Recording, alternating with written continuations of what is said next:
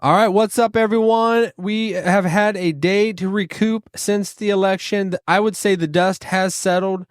Donald Trump is going to be the next president. I don't know if y'all heard that yet, but he is. I think a lot of people have mixed emotions. To me, it does not seem as catastrophic as I expected. I thought we were stepping into Armageddon. 10, 9, 8, 7. Welcome to the Brandon Fogal Show. Every moment is an electrifying event. This is not just a podcast, it's a revolution of thought, unfiltered, real and raw. The Brandon Fogal Show, where excellence meets evolution. 2, 1. This is the Brandon Fogal Show. I mean, if we got anything from the media outlets and from both campaigns, Donald Trump's campaign as well as Kamala Harris's campaign, as well as the White House itself, because if you saw Karine Jean-Pierre, known as Binder, the White House press secretary for the current Biden administration, when she took the podium today and she answered some questions, what was brought to her was, based on what we had coming up to this point and what you had been saying, that if Donald Trump is elected, it is the end of civilization. We're not going to be able to go on as the United States. But now you're saying that you are going to work with him and you're going to welcome him into the White House. How does that line up? How does that go together? And I think, as just regular observers and normal Americans, normal U.S. citizens, I think we can gather from this that in politics, it is almost Hollywood itself. It is entertainment. It is WWE. It is a show. It is a drama. It is a soap opera. It has so many different elements, but when we actually get down into it, they're just regular people. They're real people, and they just are just clawing for jobs. They want to win on their side, and when things don't go the way as planned, it's still, we got to keep going. It's not that everything, we're setting off the revolution and we're going to start civil war. We're going to just go fighting each other, abandon all societal values to killing each other. No, they are regular people. It's a show. It's all a show. And I think that we can gather from that, both sides, they amp up rhetoric. It's all about rhetoric. And the first time I really even noticed and hearing about rhetoric and kind of dialing it down and bringing it down, don't make it such a big deal, was Barack Obama. He said, let's bring down the rhetoric, as in, you're evil, we're good, we got to eliminate the evil. It's like when we're thinking like that, when we're just saying that other side is evil and wrong as just a regular conversation, it mischaracterizes what is actually happening. And I think we just need to realize that if they did dial down the rhetoric, it would not be as exciting. It would not be as, it would not tug at people's heartstrings as much as they want it to, and as we honestly want it to. It's just like as in news. If it bleeds, it leads. You turn on the nightly news and you have to have something exciting to watch. Otherwise, people are going to zone out. People have to say the craziest things so that they get eyeballs. You see, that's why people want to watch NASCAR for the most part, or Indy racing. They want to see the crashes. They want to go to hockey games and see people fighting. And I think if we've learned anything, and it's not going to change. It's not going to change the next election cycle. It's not going to change future campaigns.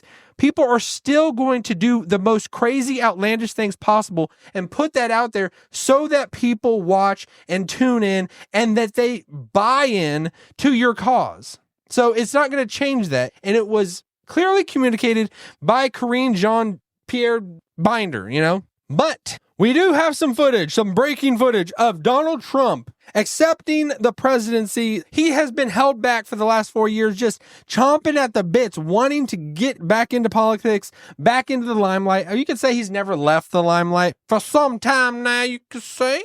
So I needed to bring this up. I needed to bring up a couple things. I don't know if you've been paying attention, but there have been a lot of meltdowns happening across the nation, and when people have access to phones, they have access to YouTube and TikTok and everything, they're able to put themselves out there. And something I've just wondered, because I did not want to be a person that relished in other people's misfortunes and other people's just heartbrokenness, but why do they do it? Why do they do it? Why are people and maybe you'll see me tomorrow putting out a video like that. I don't know. But like, why people take a recording of themselves and just screaming and just crying? Are they wanting just sympathy? Are they wanting an Oscar? Are they wanting to just have popularity? Do they want to become a meme? I'm honestly asking this. Why do people create those videos of themselves doing that? Because Trump, he did not just win the Electoral College this time. He did something that has not been done since 2004 with George Bush, a Republican winning the popular vote. The most people voted for him. That's something. That's something. We don't want to ridicule and make fun of people that are just heartbroken and in turmoil, because it doesn't matter what you've been fed. They really see the world like this. They see, and they've been fed this. Like the same people that gonna just completely move forward and go to the next election, the next job opportunity that they can have, they have left a wake of people just in tears and heartbroken because they fed them that Donald Trump is Hitler. It's the end of civilization as we know it. There's never going to be decency, or it's almost like they've made it seem like they're going to be wiped out, that their values are going to be completely wiped out. And a lot of the things that they are just standing on a hill and dying on are not things that Trump even campaigned on. They're just things that people just threw at him and said that he's going to do away with these things and do away with their way of life. There are some things that he just doesn't care. Live and let live, and that's the mindset of what Trump has been about. There's people that have got alongside Trump and are going to try to get him to go off track and get their agenda done. But Donald Trump his agenda is solely to make America good and great and firing on all cylinders, and just he's all about business and the economy doing well and making people money, lifting everybody up. That's what he is all about. A lot of the social issues that people are mainly concerned about with him, he's not completely dialed in on and just saying this is the way it's going to be and I'm going to change everything. There are certain things, the right of pro-life, right to life, and all of that. That is something that's non-negotiable. That is something that he absolutely cares about, and he's going to do for our country and making people, the children in the womb, protected, But things about LGBTQ and all that and transgenderism, that people let people do what they want. The thing that is really that concerns him is the transgenderism when we are imposing it upon children and changing their genders when they're not to an age that they can make the decision for themselves, that they're not at an age that their brain has been formed enough to realize that if they mutilate themselves and change their gender when they're 13 years old, they're going to have to live with that the rest of their life. When you become the legal age that you can make that decisions, live and let live. If you want to do that, you do that, but it did not become Armageddon. I think the temperature has been brought down. It is not as crazy as we thought it was going to be. We thought we were stepping into the next civil war. And honestly, it felt like that. It felt like that from both campaigns and from both sides and from all the media. Hey, I'm going to pull the wool out of your eyes and let you realize it's a show. They want entertainment. They understand what's going to get eyes, what's going to get people, their heartstrings pulled to that side. I said no. So yesterday, Kamala Harris, she did do her concession speech. People are criticizing her because she didn't immediately concede and didn't immediately call President Trump to congratulate him and just respecting the decision of the American people. She didn't immediately do that. And she didn't do that early morning on November 6th. But it came in the afternoon, later in the day, that she came out, and you would have thought she had won the election based how she came out there on stage. When I watched it, and it was a very good speech. It was a very good speech, a very raw speech, a very uniting speech to her supporters, to everybody on the left side, realizing that most of the people out there are just completely heartbroken.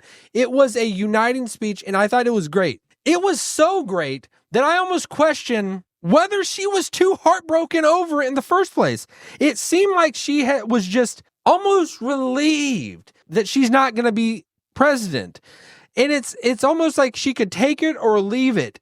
And then President Biden today came out and he gave his message. And you could see he had a spring in his step. He almost jogged to the podium.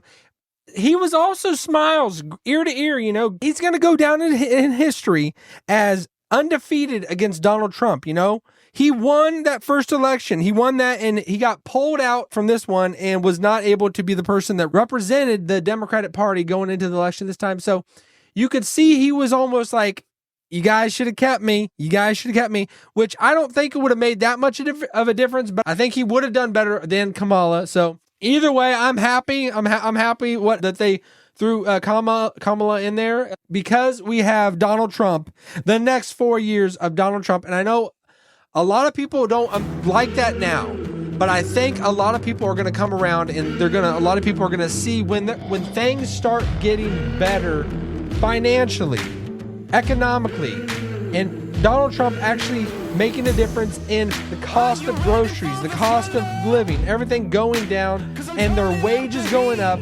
and now that Donald Trump has an amazing team alongside him now, such better than he did the first time go around.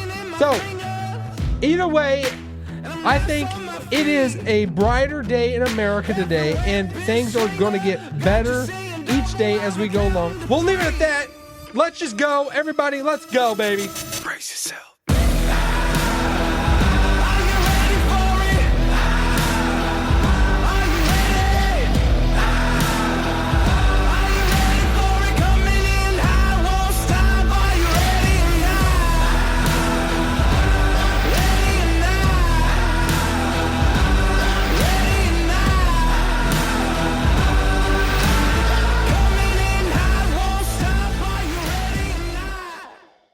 Hey, thanks for watching. If you enjoyed this video, don't forget to give it a thumbs up and share it with your friends. And if you're new here, hit that subscribe button and click the bell icon so you never miss an episode. Your support means the world to me, and it helps keep the content coming.